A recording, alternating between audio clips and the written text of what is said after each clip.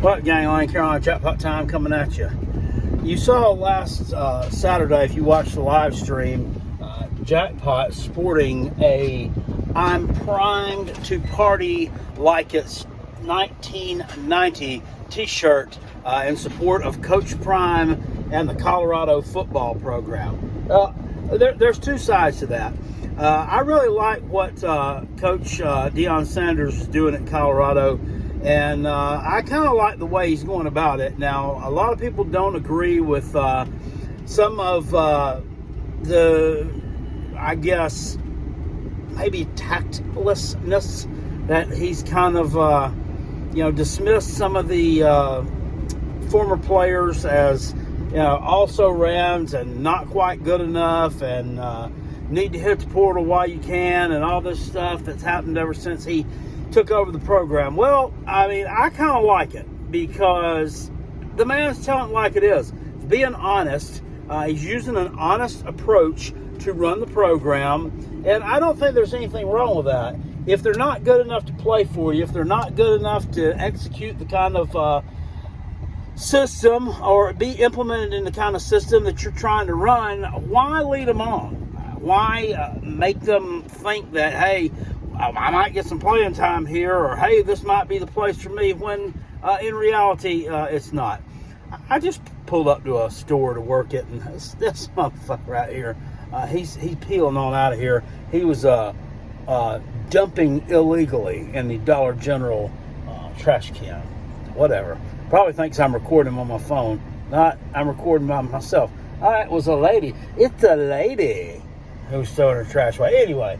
What I don't like is he kind of acts like he and his team are like a victim in every situation. Do you guys get that vibe too? Last week when they played Nebraska, he spouted off that it's personal. That's personal. Because Matt Rule, apparently he walked on the Buffalo logo at midfield. Okay? It's sacred. I mean, I can understand maybe Alabama's logo in the middle of their field is sacred. They don't want anybody walking on that. They've won a bunch of national championships. I might even see Clemson saying theirs is sacred. Fucking Colorado, dude, they've won, 2 games in 2 years before you came? Get over it. That's not sacred. It's not personal, and he didn't take a shot at you by doing it. So let's stop with all that. But we see now the head coach at Colorado State, Jay Norvell. If I had asked any of you who the head coach at Colorado State was and told you had to answer it in 5 seconds, could you have answered the bell on that one? I don't think so. Jay Norvell, 60 years old. I looked him up. He is no kin to the Richard Gere doppelganger down at Florida State, the transfer portal king, Mike Norvell. But so he's the head coach here at Colorado State. They're not very good. They only played 1 game so far this season. Looks like they had an off week last week, which is kind of weird. They have a bye week. They didn't play in week 0. They played Washington State week 1, lost 50-24. It wasn't competitive. The final score indicated that game was much closer than what it really was. It was a blowout. They're not good. This rivalry between them and Colorado is called the Rocky Mountain Showdown. It's not much of a showdown. It's more of a domination.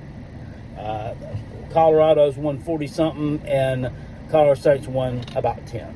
So they probably don't stand much of a chance. 23.5-point underdogs going into Saturday night's game at Boulder. And then Jay Norvell, he calls out Deion Sanders. He's talking about, well, my mother taught me that you didn't wear sunglasses and a ball cap inside. That's just what you're not supposed to do. So that's why I took mine off before this interview with somebody from ESPN. And ESPN's been following his team around all week long because they're playing Colorado, and now they're in the spotlight. They're the ones that are playing Colorado this week. Colorado's a big deal. He's like, our kids are honestly tired of it. They're tired of being followed around. They're tired of it. Okay, well, that's not true. Your kids love the attention that they're getting from ESPN. Guess what? Because they ain't never going to get it again. I can guarantee you that.